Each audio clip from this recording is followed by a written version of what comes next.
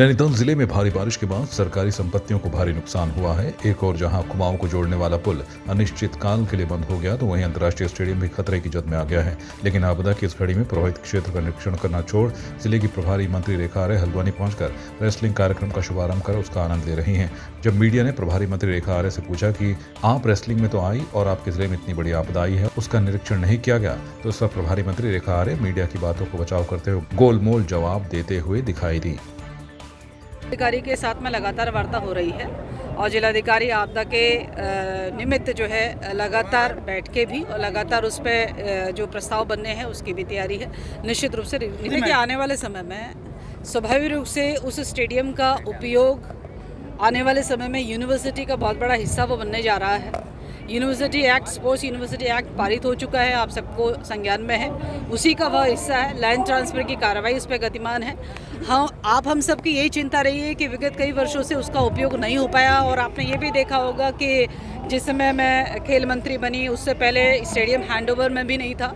आप लोगों के लगातार संज्ञान में आने के बाद में उस हैंडओवर की प्रक्रिया भी हमने चालू करी और उसके बाद से लगातार ऐसा नहीं कि वहाँ पे इवेंट्स नहीं होते, वहाँ पे लगातार इवेंट्स भी होते हैं। ये ठीक है, जो लाइमलाइट के इवेंट्स में अभी जैसे हम ये रेसलिंग का देख रहे हैं, इस प्रकार के बेशक नहीं हुए होंगे, लेकिन लगातार वहाँ पे बच्चों के प्रैक्टिस, बच्चों की वहाँ पर एक्टिविटीज़ वो लगातार होते हैं। खेल महाकुंभ हमने वहाँ पर किए। आने वाले समय के लिए भी नेशनल गेम का समापन भी हम लोग यहाँ पर प्रस्तावित किए हुए हैं। तो मुझे पूरी उम्मीद है कि भविष्य में इसका यूनिवर्सिटी के रूप में भी और एक्टिविटीज के रूप में उपयोग होता है। हल्द्वानी से कुमाऊं को जोड़ने वाला गोला पुल लगातार तेज बहाव के चलते खतरे की जद में आ गया है। पुल का एक बड़ा हिस्सा नदी में समा गया है और यह पुल न सिर्फ पिथौरागढ़, चंपावत, बागेश्वर और अल्मोड़ा जिले को जोड़ता है, बल्कि नेपाल बॉर्डर को भी जोड़ने वाला एकमात्र पुल है। फिलहाल पुल का एक हिस्सा टूटने से अनिश्चितकाल के लिए आवागमन बंद कर दिया गया है। साथ ही रेलवे लाइन को भी अब बड़ा खतरा हो गया है। लगातार वहां भूस्खलन हो रहा है। इसके अलावा अंतर्राष्ट्रीय स्टेडियम के पास भी भूकटाव हो रहा है, जिससे स्टेडियम को खतरा बना हुआ है। जहाँ NHAI और स्थानीय प्रशासन, रेलवे, सिंचाई विभाग व वन विभाग के अधिकारियों ने मौके का संयुक्त निरीक्षण किया।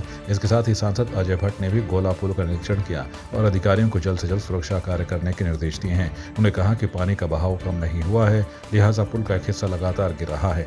इसको देखते हुए अनिश्चितकालीन के लिए यह पुल बंद कर दिया गया है। देखिए, प्रकृति की मार है, दैवीय आपदा है, हम लोगों को ये झेलनी ही पड़ती है।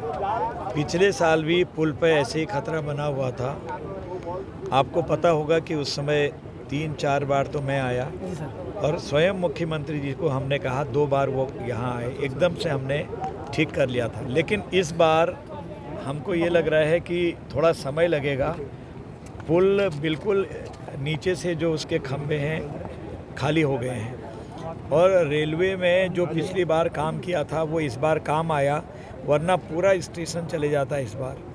रोड तो पूरी गई आगे को, लेकिन जो निर्माण किया था उस निर्माण ने काफ़ी हद तक रेलवे को रोका है, लेकिन वो भी धंस गए हैं। स्टेडियम के लिए बड़ा एक एस्टीमेट भेजा गया है 1 करोड़ का, तो फिलहाल एक जो इनिशियल स्टेज पर काम होने हैं उसके लिए वो स्वीकृति पर है। माननीय मुख्यमंत्री जी ने निरीक्षण भी किया था, वो स्वीकृत हो जाएगा। देखिए, कल शाम से ही NHAI के साथ यहाँ पर निरीक्षण किया गया था और NHAI ने जो हिदायत दी थी कि पुल को खतरा है और यातायात के लिए बंद किया जाए, तो कल साय से ही इसको बंद कर दिया गया था।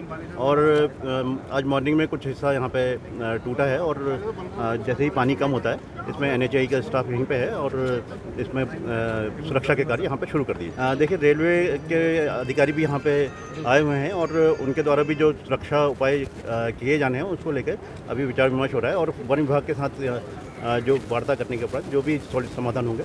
देखिए, अभी पुल का कुछ हिस्सा टूटा है और निरीक्षण अभी जो इनके ब्रिज इंजीनियर हैं वो आए हुए हैं और उनके द्वारा निरीक्षण करने के उपरांत जो सलाह दी जाएगी इसके बचाव के लिए वो उससे किया जाएगा। जैसे ही इसका कार्य पूर्ण किया जाता है तो इसके सुरक्षात्मक उपाय पूर्ण कर दिए जाएंगे तो यातायात के लिए तब खोल दिया जाएगा। गाड़ी फिलहाल काठगोदाम वाला पुल चालू कर दिया गया है और जितना भी चोरगलिया और अन्य स्थानों को जाने वाला यातायात है वो उस काठगोदाम वाले पुल से निकाला जा रहा है।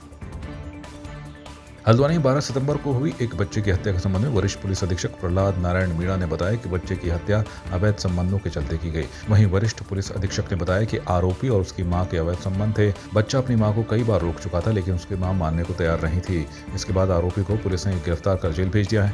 आपको बता दें कि बैंड फैक्ट्री में एक बच्चे की लाश मिली थी, जिसके बाद पुलिस ने शव को पोस्टमार्टम के लिए भेज दिया था।